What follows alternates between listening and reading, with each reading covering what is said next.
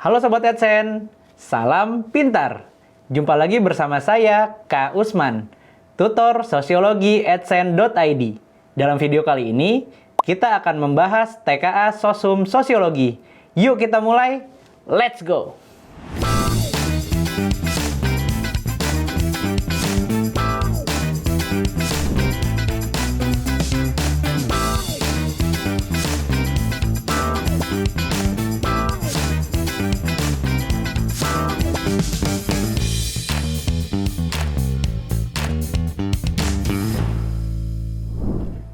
Sobat AdSense, kita mulai pembahasannya dari soal yang pertama. Soalnya adalah, sekelompok murid mengikuti lomba karya tulis yang membahas tentang konflik sosial.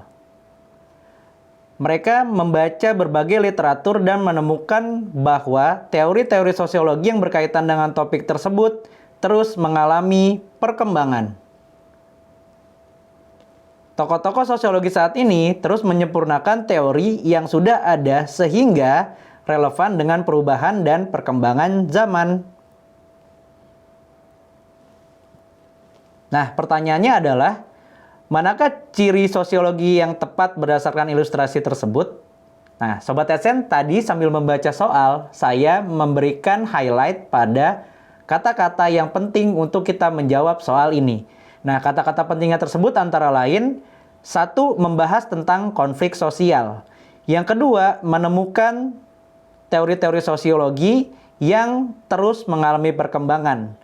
Lalu ada penyempurnaan sehingga relevan dengan perubahan dan perkembangan zaman. Oke, kata kuncinya berarti setidaknya ada 4 hal. Yang pertama adalah teori sosiologi. Yang kedua, perkembangan dan perubahan.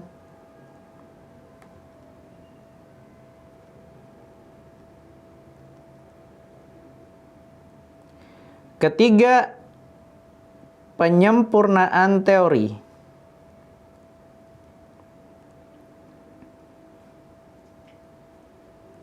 Dan yang keempat adalah relevan. Nah, ini menjadi dasar kita untuk menjawab ciri sosiologi yang tepat berdasarkan ilustrasi tersebut. Nah, teman-teman dari Sobat AdSense perlu ketahui bahwa ciri sosiologi itu ada 5. Yang pertama adalah teoritis. Yang kedua adalah non-etis. Yang ketiga adalah empiris. Yang keempat adalah kumulatif.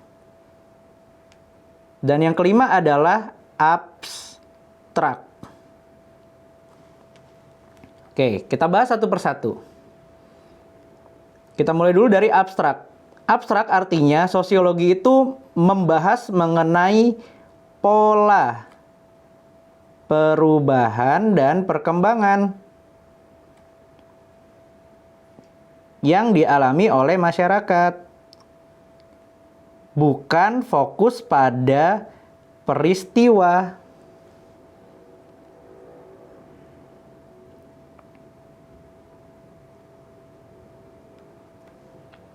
Itu yang dimaksud dengan abstrak. Jadi fokusnya pada pola perubahan dan perkembangan yang terjadi di masyarakat. Kemudian kalau yang berikutnya adalah kumulatif. Kumulatif itu artinya adalah kumpulan atau keseluruhan. Dalam konteks ini, sosiologi sebagai teori yang terus berkembang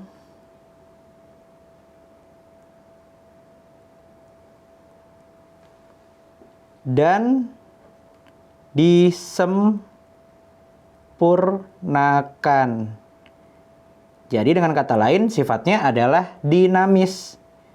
Jadi teori yang ada, kemudian disesuaikan dengan fakta yang ditemukan di lapangan, lalu dikembangkan dan disempurnakan secara berkelanjutan. Itu adalah maksud dari kumulatif. Yang berikutnya adalah empiris atau empirik. berdasarkan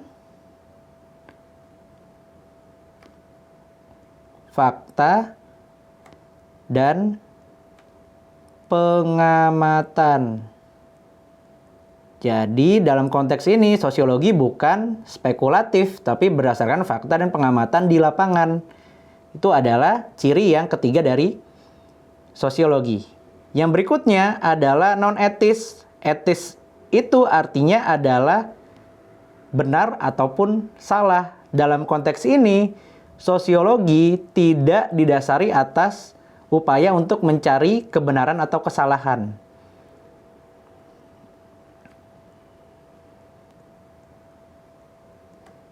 Jadi sosiologi itu bukan untuk menjudge segala sesuatu. Makanya bukan untuk mencari kesalahan atau kebenaran. Tetapi sosiologi itu mencari atau menjelaskan pola perubahan dan juga perkembangan yang terjadi di masyarakat. Yang berikutnya, terakhir adalah teoritis. Teoritis itu artinya mengacu pada teori dalam menjelaskan perubahan ataupun perkembangan yang terjadi di masyarakat.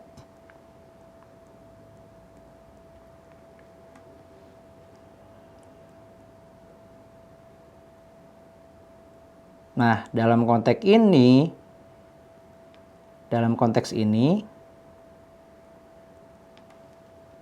tadi kita sudah lihat beberapa kata kuncinya, berbicara mengenai teori sosiologi. Tapi tidak serta-merta jawaban kita adalah teoritis, karena ternyata fokusnya pada perkembangan dan perubahan, serta penyempurnaan teori supaya relevan dengan perkembangan zaman. Nah, yang mengindikasikan jawaban yang benar untuk pertanyaan ini adalah kumulatif. Jadi, sosiologi yang ada sekarang itu berdasarkan pengamatan dari tokoh-tokoh sosiologi di masa lalu. Kemudian disempurnakan ya sehingga relevan dengan konteks sekarang, sesuai dengan perkembangan dan perubahan zaman. Artinya sosiologi itu sebenarnya adalah ilmu yang sangat dinamis. Nah, untuk pertanyaan ini, ciri sosiologi yang berdasarkan ilustrasi tersebut adalah yang E, yaitu kumulatif. Baik Sobat AdSense, kita akan lanjutkan pembahasan soal yang kedua. Soalnya dalam bentuk gambar dan juga pernyataan. Gambarnya itu memperlihatkan adanya game online yang bisa dikategorikan judi jika mengharuskan top up saldo dan mempertaruhkan pada permainan yang bisa mengalami penarikan saldo. Nah, ciri judi berkedok online ini adalah tampilannya mirip game online. Ada fitur perjudian terselubung seperti halnya taruhan. Dan tidak ada regulasi ataupun lisensi. Nah, ini contohnya dalam bentuk gambar.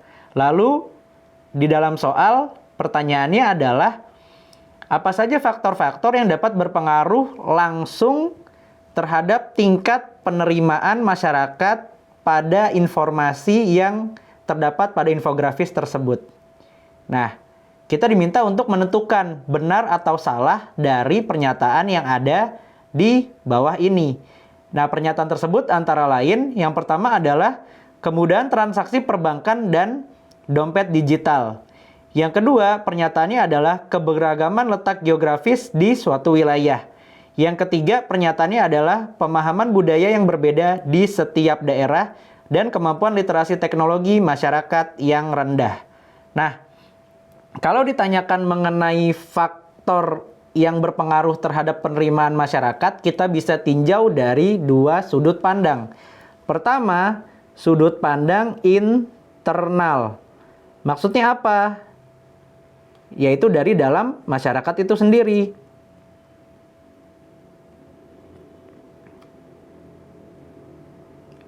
Dan yang kedua dari sudut pandang eksternal atau dari luar masyarakat.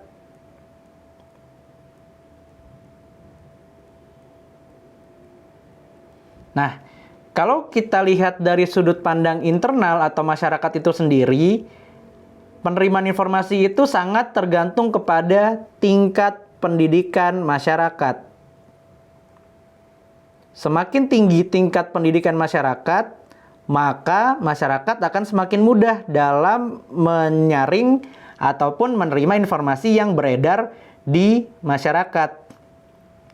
Yang berikutnya adalah secara internal, selain tingkat pendidikan ada juga pengetahuan masyarakat. Ya, semakin tinggi pengetahuan masyarakat dan semakin dalam pemahaman masyarakat terhadap sesuatu hal, maka informasi tersebut akan dengan mudah diterima oleh masyarakat. Sebaliknya, kalau pengetahuan masyarakat minim, maka informasi tersebut akan sulit untuk diterima oleh masyarakat. Yang berikutnya adalah selain tingkat pendidikan dan pengetahuan, yang terpenting dalam konteks ini secara internal, yaitu dari dalam masyarakat itu sendiri, adalah kebutuhan dan minat masyarakat.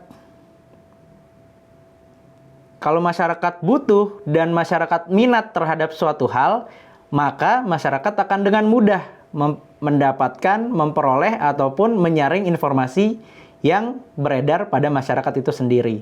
Jadi setidaknya yang berpengaruh terhadap faktor penerimaan informasi yang dimiliki oleh masyarakat, yang pertama adalah tingkat pendidikan, tingkat pengetahuan, dan kebutuhan serta minat. Nah, kalau kita lihat dari sisi eksternal, penerimaan masyarakat terhadap informasi itu ditunjang oleh siapa yang memberikan informasi. Atau bahasa lainnya adalah sumber informasi. Nah, yang berikutnya adalah bahasa yang digunakan.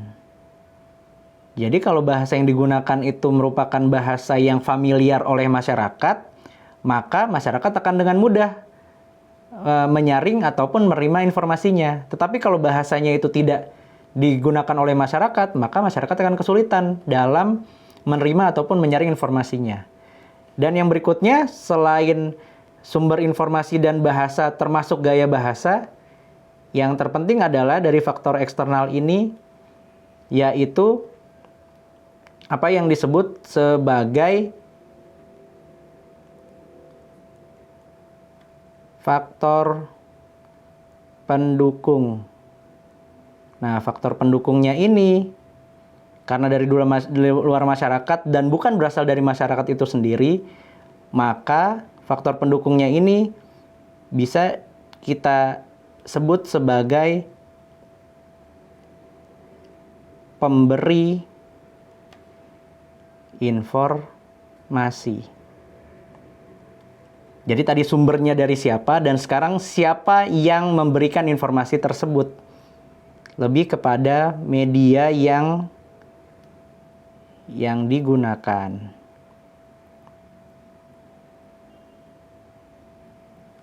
Nah, dari kedua sudut pandang ini, baik internal dan eksternal, kita kaitkan dengan pernyataan. Yaitu pernyataannya adalah kemudahan transaksi. Jadi, semakin mudah masyarakat dalam melakukan transaksi, ya, semakin mudah masyarakat dalam akses, ini kaitannya dengan akses, maka masyarakat akan semakin minat dan semakin butuh untuk mendapatkan informasi tersebut. Jadi, kemudahan transaksi perbankan dan dompet digital yang berhubungan dengan akses, jawabannya adalah benar. Yang kedua, keberagaman letak geografis di suatu wilayah. Dalam konteks ini, yang berpengaruh secara langsung ya yang ditanyakan. Sementara letak geografis itu tidak berpengaruh secara langsung. Makanya jawabannya salah. Lalu yang berikutnya adalah pemahaman budaya yang berbeda di setiap wilayah. Nah, dalam konteks ini, pemahaman budaya itu tidak berpengaruh secara langsung, sehingga jawabannya salah. Yang berikutnya adalah kemampuan literasi. Nah, kemampuan literasi ini berkaitan dengan pengetahuan masyarakat dan juga tingkat pendidikan masyarakat. Makanya untuk kemampuan literasi masyarakat, tinggi ataupun rendah kemampuannya itu sangat berpengaruh terhadap informasi yang bisa diterima oleh masyarakat. Jadi, kemampuan literasi dalam konteks ini jawabannya adalah benar. Nah, berarti dari keempat pernyataan tersebut ada 2 pernyataan yang benar dan ada 2 pernyataan yang salah. Pernyataan yang benar adalah kemudahan transaksi berkaitan dengan akses. Pernyataan yang benar berikutnya adalah kemampuan literasi berkaitan dengan tingkat pendidikan dan pengetahuan. Lalu pernyataan yang salah adalah keberagaman letak geografis dan pemahaman budaya yang berbeda. Itu kaitannya tidak secara langsung terhadap tingkat penerimaan masyarakat terhadap informasi. Baik Sobat AdSense, kita akan lanjutkan pembahasan soal yang ketiga. Soalnya adalah, perhatikan kutipan artikel berikut. Setara Institut melaporkan perusakan dan penolakan pendirian tempat ibadah menempati 5 urutan teratas dalam kategori jenis pelanggaran kebebasan beragama dan berkeyakinan. Terbanyak sepanjang periode 2007 sampai dengan 2022. Direktur Riset Setara Institut mengatakan, sepanjang periode 2007 sampai dengan 2022 terjadi 140 peristiwa perusakan dan 90 peristiwa penolakan rumah ibadah. Sejak Januari sampai September 2022, terdapat 32 peristiwa gangguan rumah ibadah. Angka ini cukup tinggi bila dibandingkan dengan data manual pada kategori yang sama dalam 5 tahun terakhir. Nah, itu adalah artikelnya. Sekarang, pertanyaannya adalah, manakah pernyataan berikut yang menunjukkan sikap kritis untuk mewujudkan kehidupan masyarakat multikultural terkait kasus tersebut? Oke. Sobat AdSense perlu ketahui, yang ditanyakan adalah bagaimana sikap kritis ya terhadap konteks masyarakat multikultural. Nah, perlu kita ketahui bahwa masyarakat multikultural itu adalah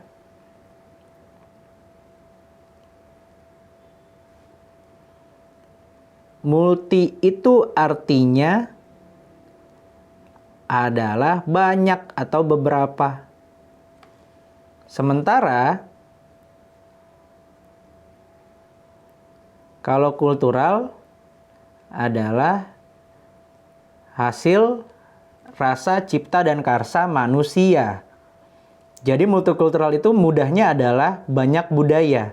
Nah, dalam konteks ini masyarakat multikultural berarti masyarakat yang memiliki banyak kebudayaan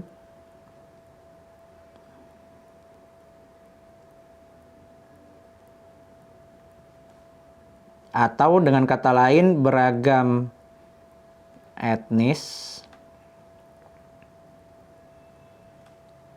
agama, bahasa, tetapi saling berdampingan.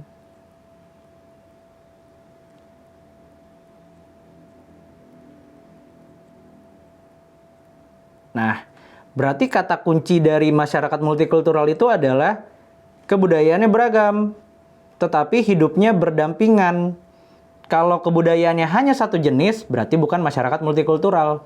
Sebaliknya, kalau banyak kebudayaan atau beragam kebudayaannya tetapi tidak berdampingan hidupnya, maka tidak bisa juga disebut sebagai masyarakat multikultural. Artinya, dalam konteks ini, ada 2 persyaratan untuk bisa disebut sebagai masyarakat multikultural, yaitu ada keberagaman, ya, ada keberagaman, tetapi berdampingan.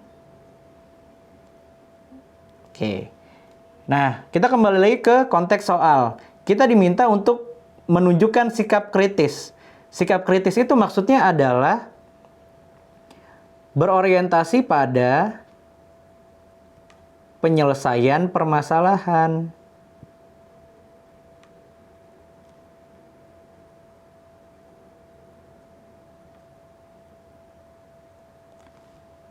yang dilakukan melalui, ya, pertama, menemukan permasalahan sebenarnya. Karena bisa jadi yang dihadapi itu adalah gejala, bukan masalah. Jadi diperlukan upaya untuk menemukan permasalahan terlebih dahulu. Kemudian mengumpulkan data.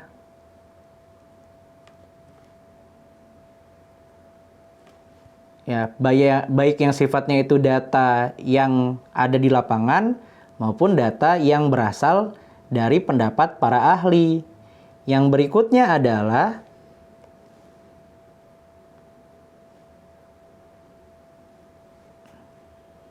menganalisa data.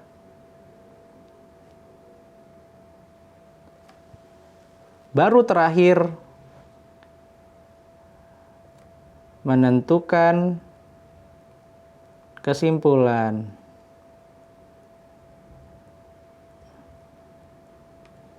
Yang orientasinya pada rekomendasi. Oke, nah dalam penyelesaian permasalahan ini, ya yang diperlukan adalah bagaimana kita menemukan permasalahan terlebih dahulu. Setelah itu, ya kita cari datanya, analisa datanya, baru kita buat kesimpulan. Jadi tidak serta-merta langsung menentukan ya kesimpulan ataupun menyelesaikan permasalahan. Ada tahapan-tahapan yang diperlukan. Nah, untuk itu kita memerlukan apa yang disebut sebagai sikap kritis. Orientasi pada penyelesaian permasalahan, ya ini kita bisa bagi kepada 3 hal, yaitu objektif, kemudian sistematis, dan empiris. Nah, setelah itu baru kita bisa tentukan pernyataan mana yang lebih tepat. Yang pertama, untuk konteks tadi permasalahan mengenai kehidupan masyarakat multikultural, mengatur jarak minimum pembangunan rumah ibadah antar umat beragama. Dengan adanya jarak minimum, maka kita akan tidak objektif. Ya, kenapa? Ada jarak minimum, yang artinya kita berupaya untuk menyelesaikan masalah tetapi membuat masalah yang baru. Makanya bukan dengan mengatur jarak minimum, tetapi dibiarkan secara berdampingan. Ya, bukan dengan cara mengatur jarak minimum. Ya. Kemudian yang berikutnya adalah mengadakan dialog antar umat beragama. Nah, ini lebih tepat. Kenapa? Karena ada diskusi, ada pertarungan ide dan gagasan. Dengan begitu nanti akan ditemukan solusi ataupun rekomendasi. Penyelesaian permasalahannya juga akan bisa dilakukan. Makanya lebih tepat mengadakan dialog ketimbang mengatur jarak minimum. Yang berikutnya dan yang paling penting sebenarnya adalah mengumpulkan data lewat pemetaan konflik terkait masalah pembangunan rumah ibadah dan merencanakan proses resolusi yang sesuai. Jadi kumpulkan datanya, kemudian analisa datanya. Nah, dalam konteks ini, memetakan konflik dan juga merencanakan proses itu adalah bagian dari mengumpulkan data dan menganalisa data. Jadi, pernyataannya juga benar. Yang berikutnya adalah melibatkan tokoh agama, tokoh daerah, dan masyarakat sipil dalam mempromosikan kebinekaan dalam keberagaman. Nah, pelibatan tokoh agama, tokoh daerah, dan masyarakat sipil ini adalah bagian dari sistematika kita dalam menyelesaikan permasalahan. Artinya, kita melibatkan banyak pihak. Ya, pelibatan banyak pihak ini akan membuat ya kita memiliki banyak opsi dalam penyelesaian permasalahan. Jadi lebih tepat adalah melibatkan banyak tokoh, termasuk masyarakat. Karena masalahnya ada di masyarakat, jadi perlu untuk melibatkan banyak tokoh juga. Yang berikutnya adalah meminta pemerintah meninjau ulang peraturan pemerintah untuk semakin mendukung kebebasan hak dalam membangun rumah ibadah. Nah, itu adalah bagian dari rekomendasi juga. Karena dalam konteks ini, ya pemerintah itu punya kewenangan. Nah, dalam konteks keindonesiaan, kita punya yang namanya Forum Kerukunan Antar Umat Beragama. Nah, Forum Kerukunan Antar Umat Beragama ini itu biasanya melakukan diskusi-diskusi dan juga melibatkan banyak pihak, baik dari sisi pemerintah, masyarakat, ataupun tokoh-tokoh agama. Nah, dalam konteks ini, peninjauan ulang terhadap peraturan pemerintah untuk semakin mendukung hak dalam membangun rumah ibadah, itu juga bisa dilakukan. Ya, jadi dalam konteks ini kita bisa melihat dari 4 sudut pandang. Ya, utamanya adalah mengadakan dialog, memetakan konflik, dan meminta pemerintah meninjau ulang apabila ada peraturan-peraturan yang dirasa kurang sesuai. Itu jawaban untuk soal nomor 2. Demikian pembahasan soal-soal TK Sosum Sosiologi. Gimana Sobat Adsense? Sudah mulai paham kan? Semoga bermanfaat ya. Sampai berjumpa di video-video pembahasan Adsense lainnya. Salam pintar!